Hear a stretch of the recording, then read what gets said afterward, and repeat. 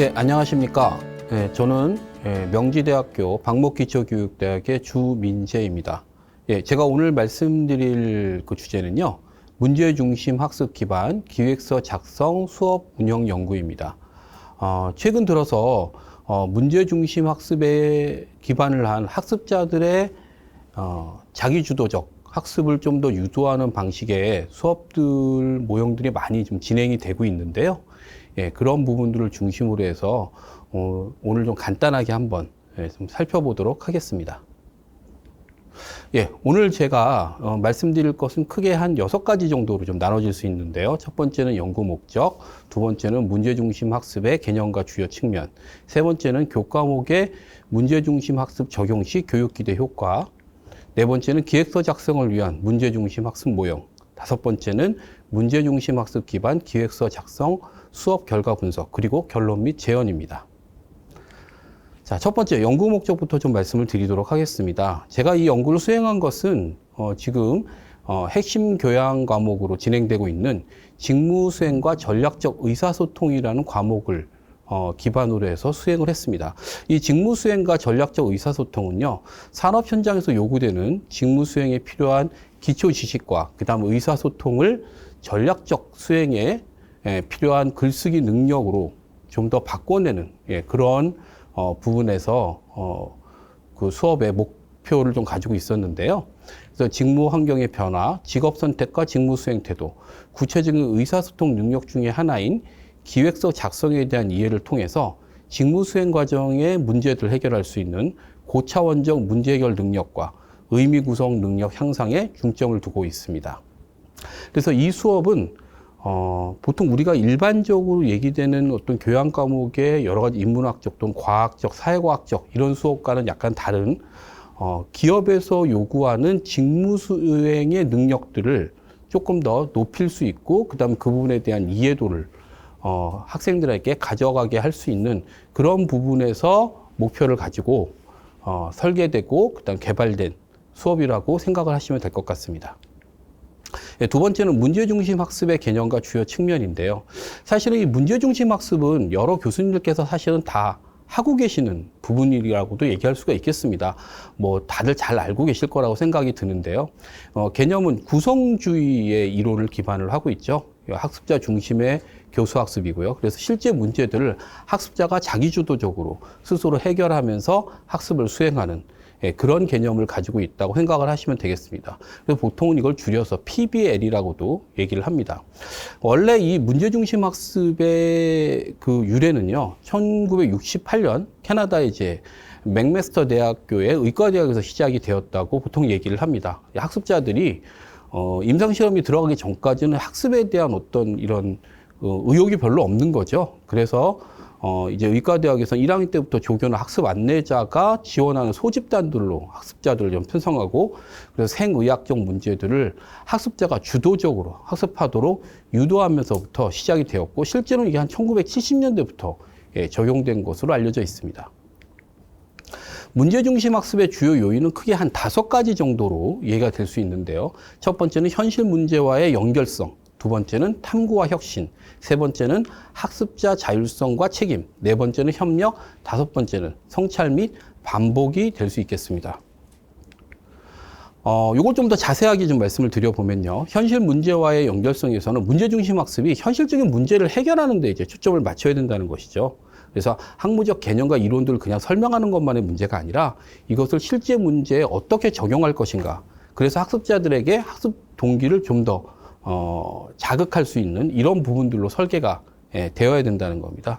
그래서 학습자는 학습의 내용이 그냥 이론적인 것에 끝나지 않고 실제 적용 가능성을 이해하고 그다음 이것을 교실 밖에서 어떻게 활용하고 그 교실 밖의 세계와 관련될 수 있는가 이런 부분을 이해함으로써 학습 동기를 자극할 수 있다는 것이죠.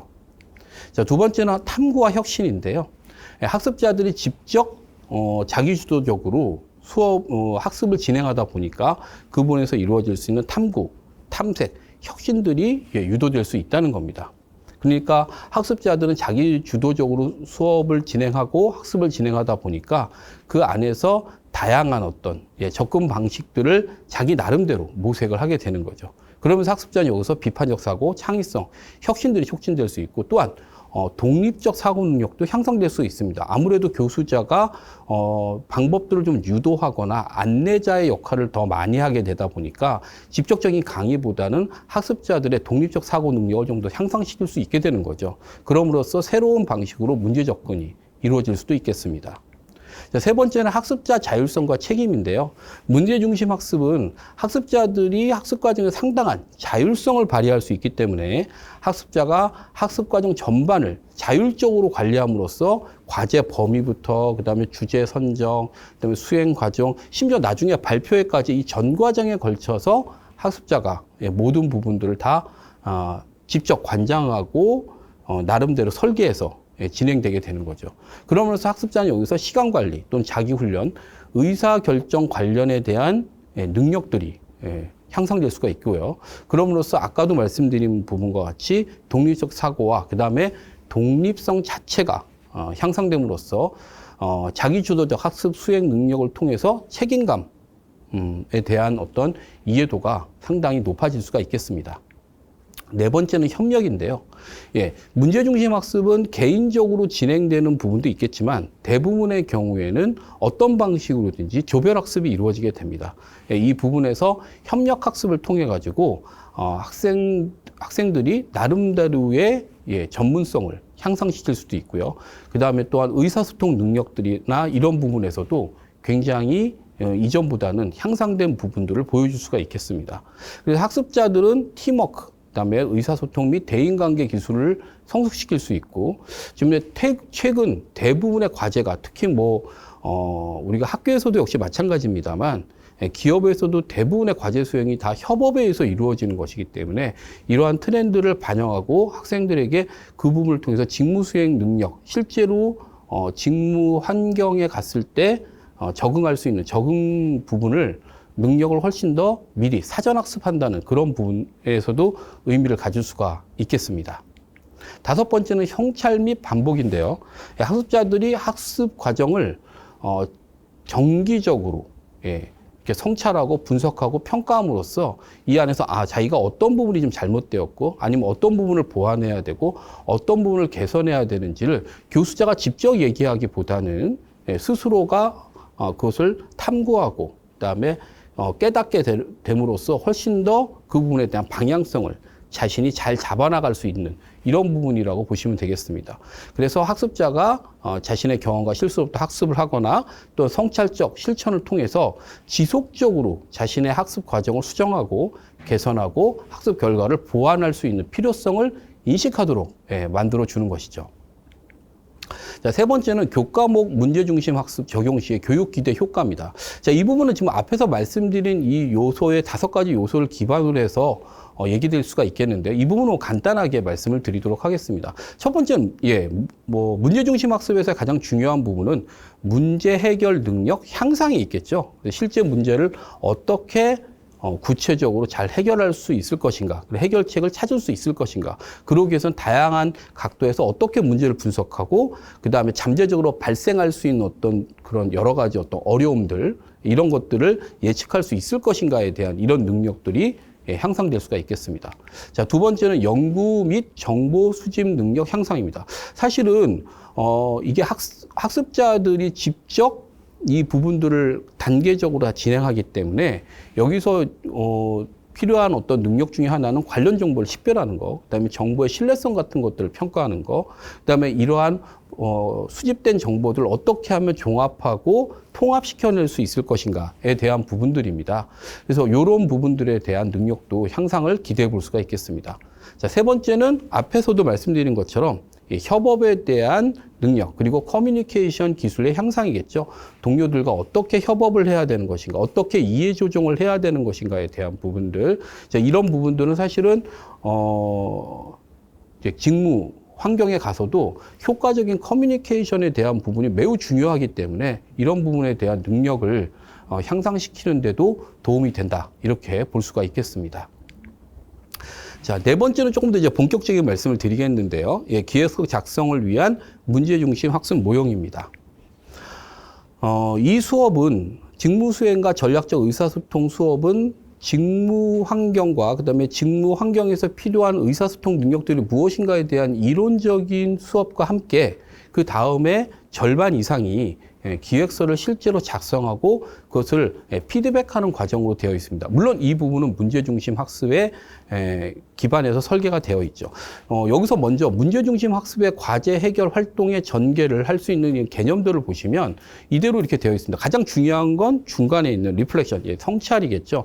제가 성찰이라는 말을 쓰지 않고 리플렉션이라고 쓴 이제 그 의미는 성찰보다 조금 더 다양한 의미들이 리플렉션이 좀 더 담겨 있다고 생각을 하기 때문입니다. 그래서 오리엔테이션부터 학습 계획서를 작성하고 조정하고 문제를 파악해서 재검토하고 이 과정에서 여러 가지 피드백이 이루어지는데요. 그러면서 또 자기의 성찰과 자기의 셀프 피드백들도 이루어질 수 있겠죠. 그러면서 해결을 위한 가설 설정, 그다음에 성찰, 그다음에 성찰적 미팅, 이 부분은 이제 조별 학습 같은 것들이 이루어지는 것이겠고요. 그러면서 관심 영역을 분장시키기도 하고 연구를 하기도 하고 또한 이 부분을 확대시키거나 심화시키기도 할 겁니다. 그 과정에서 학습 자원들을 끌고 오기도 하고 그다음에 개인 학습의 결과를 팀과 공유하거나 아니면 자신의 학습 결과를 다른 사람과 교환하는 방식으로 이런 방식으로 진행이 된다 이렇게 보시면 되겠습니다. 그래서 이런 문제중심 학습에 기반해서 기획서 작성 수행을 개념들을 보시면 이제 이렇게 지금 보실 수가 있겠는데요. 기획서 작성 인원에 대한 교수학습, 이거는 이제 교수자가 직접 하고 이 부분에서 이제 서로 교수자와 학습자 간의 커뮤니케이션이 이루어지는데 좀 그 화면 중간에 보시면 전문가의 공개 강평 피드백이라고 있지 않습니까? 이 부분을 중심으로 해서 크게 두 부분으로 나눠집니다. 그래서 왼쪽과 오른쪽으로 나눠지는데요. 기획서의 컨셉을 설정하는 과정에서 교수자의 피드백, 그 다음에 조별 토론들이 이루어지게 되고, 그 다음에 기획서를 작성했을 때도 역시 교수자의 피드백과 학습자의 학습 자료를 통해서 이루어지게 됩니다. 그리고 이 과정에서 왼쪽 부분과 오른쪽 부분을 연결해 주는 건 이제 전문가의 공개 강평 및 피드백인데요. 자, 이 부분에 대해서는 이후에 좀 더 자세하게 말씀을 드리겠습니다. 그래서 이런 현장 전문가의 공개 강평과 피드백을 통해서 최종적으로 슬라이드형 기획서를 작성하는데요. 이건 이제 실제 회사에서 기업에서 보통 만들어지는 기획서가 슬라이드형으로 만들어지기 때문에 그렇습니다. 그래서 이 부분에 대한 따로 또 교수학습이 이루어지고 조별 토론들이 이루어지면서 슬라이드형 기획서를 작성하게 되고 이것이 최종적으로 셀프 피드백을 통해서 자신의 어떤 문제들이나 보완될 부분들을 다시 한번 점검해보는 이런 방식으로 진행이 된다. 이렇게 보시면 되겠습니다. 그래서 기획서 작성을 위한 문제중심 학습에서는 기획서 작성과 관련된 학습자의 자기주도 학습 설계가 굉장히 중요하고요. 그래서 기획서의 작성 단계별로 조별 토론들이 이루어지기도 하고요. 교수자의 피드백이 이루어지기도 하고 학습자의 성찰 활동들이 지속적으로 계속 수행되게 되면서 여러 가지의 측면에서 앞에서 보신 것처럼 다중 피드백이 이루어지게 됩니다. 동료, 교수자, 그다음에 현장 전문가의 피드백까지 이루어지게 되면서 기획 작성 방법에 대한 이론적인 학습을 통해서 이루어진 기본적인 이해를 토대로 해서 기획서의 실제 작성 방법에 대한 이해도를 획기적으로 향상시킬 수 있게 됩니다. 그럼으로써 기획서 작성 능력의 실질적 향상에 기여를 할 수가 있겠죠. 그래서 제가 이번에 수행한 연구에서는 제가 지금 담당하고 있는 그 과목의 학습자들을 대상으로 했습니다. 학년별로 분류를 하면 1학년, 2학년, 3학년, 4학년이 되는데 1학년이 좀 상당히 많고 전공별로 분류했을 때는 역시 경영경제 계열이나 국제통상학과 학생들이 좀 직접적으로 이 부분에서 자기 전공 영역과도 역시 마찬가지고 자신이 나중에 기업에 취업했을 때에 실제로 직무에서 겪어야 되는 부분들에 대한 이해도가 조금 더 높다고 볼 수가 있겠습니다. 그러다 보니까 다른 학과 학생들에 비해서 상대적으로 좀 수강 인원이 많습니다. 왼쪽에 이제 보시면 이게 이제 기획서 작성 수업의 운영의 체계인데요. 그래서 모두 단계는 한 8단계 정도로 나눠질 수가 있겠습니다. 수업 내용은 지금 뭐 자세하게 말씀을 드릴 수는 없습니다만 사전 활동 및 문제 제시부터 시작해서 기본 학습, 그다음에 자기주도 문제 해결 모색, 조별 토론, 그다음에 평가 결과 제출, 그다음 현장 전문가의 피드백, 2차 결과를 제출하고 조별 토론 및 셀프 피드백을 하는 방식으로 이루어져 있습니다. 교양 수업은 전공 수업과 달리 학년에 따른 학습 경험의 격차가 좀 있고요. 그다음에 전공별로의 관심의 차이가 있습니다. 특히 이번 수업 같은 경우에는 절반 이상의 학생들이 1학년 학생들이었기 때문에 학습자의 수준 편차가 상대적으로 좀 높은 편이었습니다. 그렇기 때문에 피드백 단계들을 굉장히 세밀화할 필요가 있었고요. 특히 문제 중심 학습에 대해서 익숙하지 않은 1학년 학생들에게는 별도의 세부적인 어떤 가이던스가 조금 더 필요했다고 볼 수가 있겠습니다. 그러다 보니까 자기주도 학습에 따라서 조별, 교수자, 전문가 등의 피드백 단계들이 조직적으로 이제 개입이 되게 되죠. 지금 왼쪽에 주요 활동의 4단계부터 8단계까지가 계속 이루어지게 됩니다. 이럼으로써 과제 수행의 방향성을 인지하고요. 그 부분을 통해서 학습자들이 처음에는 조금 인지하기 어려웠습니다만 앞으로 진행되면 진행돼서 이런 방향으로 진행되게 되는구나 라는 것에 대한 경험이 축적되면서 이후에는 중반 이후에는 훨씬 더 좀 더 능숙하게 문제 중심 학습을 스스로가 주도해 나가면서 결과물들을 산출할 수가 있었다고 봅니다. 그래서 제가 다시 한번 이걸 좀 보여드리면요. 이 전문가 공개 강평 피드백이라는 부분을 중심으로 해서 두 부분으로 나눠진다. 맨 왼쪽엔 교수자가 이제 학습을 하고요. 교수자의 교수 학습에 의해서 기획서 작성에 대한 기본적인 부분들이 이루어지고 왼쪽에서는 기획서 작성을 하는 데 있어서의 단계들. 그래서 피드백과 그다음에 자기 중심 학습, 자기 주도적 학습들이 계속 같이 맞물려서 들어가게 됐고요.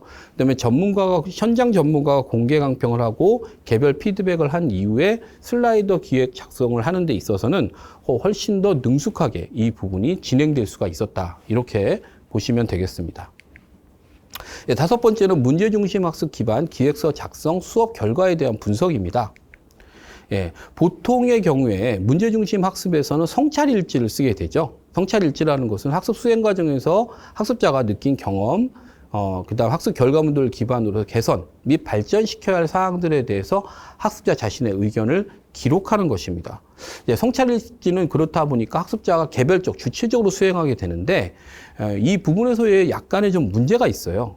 뭐냐 하면 성찰일지는 학습자의 의견을 단순히 기록하는 차원입니다. 여러 이제 수업 교재나 이런 것들을, 자료들을 찾아보시면 아시겠습니다만, 성찰일지는 특별한 어떤 양식이 있는 것이 아니라 학습자가 계속 그 학습한 내용들을 다시 한번 살펴보는 것이거든요. 그렇기 때문에 교수자 입장에서 성찰일지를 받는다고 하더라도 학습 경험에 대한 구체적인 정보 확보를 하기가 조금 어렵습니다. 다시 말해서 학습자가 경험한 문제들과 그리고 실제로 어떻게 이 부분을 극복하려고 했는지 또는 극복에 실패했는지에 대한 부분에 대해서 세부적인 내용 파악을 하기가 조금 어렵죠. 그래서 저는 셀프 피드백이라는 새로운 방법을 도입을 했습니다. 그래서 성찰일지와 학습과정 전반에 걸친 평가를 모두 포함하는 활동인데요. 이럼으로써 성찰일지 한계를 극복하고 그 다음에 구체적인 자료 확보 및 구축이 가능하게 됐습니다. 그래서 학습과정 전반에 걸쳐서 세부적인 질문들로 좀 구성을 했고요. 그 다음에 중간중간에 제가 또 교수자의 피드백을 통해서 이 부분을 좀 보완하는 질문들을 했습니다. 그래서 성찰일지의 기록 내용 플러스 차기 수업 운영과 개선에 대한 필요한 정보 부분들을 고려해서 질문들을 구성을 했습니다. 그래서 셀프 피드백 문항은 크게 9개 항목으로 이루어져 있는데요. 1번부터 3번, 4번부터 6번, 7번부터 9번이 꼭 조금씩 이렇게 모듈화되어 있었는데요. 그래서 첫 번째 세션 1번부터 3번까지 항목은 기획서 작성에서 겪은 문제 등과 해결 방법. 4번부터 6번은 이 과정에서 문제중심 학습을 수행하는 과정에서 학습자가 성장한 요인들이 무엇인가. 그 다음에 7번부터 9번까지 항목에서는 학습한 지식의 실질적 활용과 그 다음 현장 전문가의 특강이나 피드백이 그들의 학습 수행에 어떠한 영향을 미쳤는가. 이 부분을 좀 중심으로 해서 만들어 봤습니다.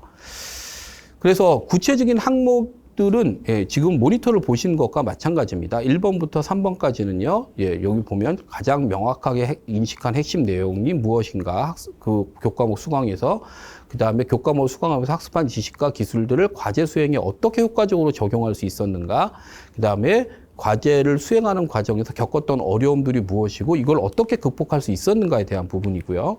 4번부터 6번은 이러한 그 문제중심 학습이 개인적 성장에 어떻게 기여를 했는가, 그 다음에 기업의 제안서 작성 핵심 요인들을 이해할 수 있게 되었는지, 이해했으면 얼만큼 이해했는지 아니면 이해할 수 없었으면 어떤 부분이 그러한지 그 다음에 다양한 이해관계자들의 이해관계를 조정하는 제안서 작성을 자신이 할 수 있다고 생각하는지 그 부분이 그렇지 않다면 왜 그런지에 대한 부분 그 다음에 설득력 있는 사례들을 구성하기 위해서 기획서에다가 효과적으로 설득 기법들을 적용할 수 있는가 그 다음에 학습한 기획서 작성 지식이 이후에 자신이 진짜 이 수업 이후에 새로운 기획서를 작성하는데 얼마나 효과적으로 활용될 수 있는가 그 다음에 현장 전문가의 특강 및 기획서의 피드백이 자신의 기획서 작성에 어떤 영향을 미쳤는가 이렇게 항목을 정리를 해봤습니다. 그래서 학생들이 이 부분에 대해서의 이제 분석은요, 2번 문제 같은 경우에 지금 보면 문제를 학습한 지식과 기술을 문제 수행에다 어떻게 할 수 있었는가에 대해서는 교수자 강의를 통한 관련 이론 학습들이 기획서 작성에 효과적으로 적용한 문제 해결의 여부를 좀 물어보는 거였는데요. 49명의 학생들 중에서 45명의 학생들이 모두 긍정적인 답변을 했습니다. 밑에는 지금 학습자 4번의 그 서술인데요. 과제 제출 전에 몇 주 동안 수업을 통해 기획서라는 것이 무엇인지에 대해서 이해함으로써 그것을 이제 효과적으로 이해도를 높일 수가 있었다라는 부분입니다. 그 다음에 두 번째는 이 부분은 이제 학습자 8번에 대한 부분인데요. 학습자 8번은 기획서, 제안서, 보고서의 차이를 배워서 기획의 개념을 알고 기획의 중점이 되는 문제 설정에 대해서 배움으로써 이것이 기획서 작성에 효과적으로 적용될 수가 있었다라고 보시면 되겠습니다. 그 다음에 또 이제 학습자 6번이나 16번 학생들은 뭐냐면 오히려 이 학생들이 조금 더 부정적으로 대답한 학생들이었는데요. 49명 중에 45명은 긍정적이었는데 4명 정도는 부정적이었기 때문에 뭐냐면 기획서에 대한 수업 내용은 자기가 잘 이해가 갔는데 이걸 구체적으로 적용하는 게 어떻게 하는지는 매우 어려웠다. 아마 1학년 학생들이 훨씬 더 이런 부분에 조금 더 어려워하지 않았을까라는 생각이 듭니다. 왜냐하면 이런 보고서를 작성하거나 문제 중심 학습 수행이 조금 더 어려워하는 어떤 지식이 이런 부분에서 아직 조금 더 부족한 부분이 있었을 테니까요. 그 다음에 3번 같은 경우에는 대부분의 학습자가 기획서 작성의 경험과 지식이 거의 없어서 모든 단계에서 좀 어려움을 느끼긴 했습니다. 그러니까 실제로 문제 중심 학습을 수행하면서 겪는 어려움들이 무엇인가라는 건데 학습자 41번의 경우에는 기획 방향성이 굉장히 어려웠다. 기획을 어떻게 하고 어떤 방향으로 진행을 할 것인가 이 부분에 대해서 그리고 특히 슬라이드를 작성할 때는 이걸 효과적으로 어떻게 전달할 것인가에 대해서 고민을 많이 했다라고 얘기를 했습니다.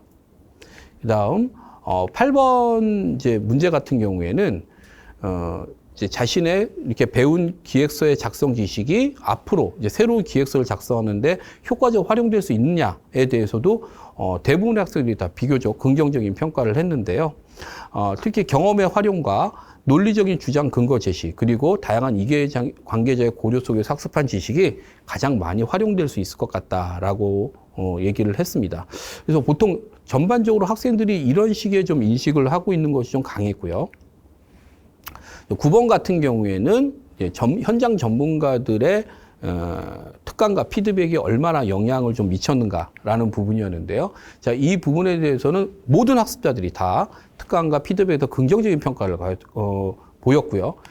특히 현장에서 직무 현장에서 어떻게 해야 되는지에 대한 부분도 훨씬 더 이해도가 높아졌다라는 거였습니다. 학습자 47번의 경우 가장 기억에 남고 중요하게 생각되는 것은 읽는 사람의 입장에서 생각해라 라는 거다. 그래서 전문가 세 분도 모두 다 같은 맥락에서 얘기를 했었다라는 부분에서도 같은 그 의견을 좀 보여줬습니다. 학습자 37번 같은 경우 조금 더 길게 이제 서술을 했는데요. 특히 상급자의 시선에서 자신이 제출한 기획서가 어떻게 보일 것인가에 대해서 평가를 받았다는 데서 굉장히 큰 의의를 좀 부여했는데 이런 식의 의견은 대부분의 학습자들이 거의 동일하게 얘기가 됐습니다. 특히 실무자의 시선에서 실제로 학교에서는 그 현장에 대한 부분들을 완벽하게 이해시키기가 어렵기 때문에 현장 전문가들이 이런 부분을 이제 보완하거나 해결을 해줄 수가 있는 것이죠. 그런 부분에서도 기획성의 어떤 현실성을 높여주는 데 굉장히 좋은 어떤 부분이었다라는 것이 대체적인 학생들의 의견이었습니다. 자, 그래서 마지막으로 결론 및 제언에 대해서 한번 말씀을 드려보도록 하겠습니다. 결론에서는요, 문제중심 학습으로 직무 능력 향상에 필요한 기획서 작성을 수행하는 것에서 학생들이 자기주도적 학습 능력과 문제 해결 능력을 향상시킬 수가 있었다. 두 번째는 학습자의 학습 동기, 촉진, 학습 내용에 대한 구체적인 관심, 그리고 수행 의지를 독려하는 데 있어서 문제중심 학습이 상당한 긍정적인 영향을 줄 수가 있었다는 거죠. 실제와 유사한 상황에서 문제 해결 능력의 향상을 확인할 수가 있었던 것이고요.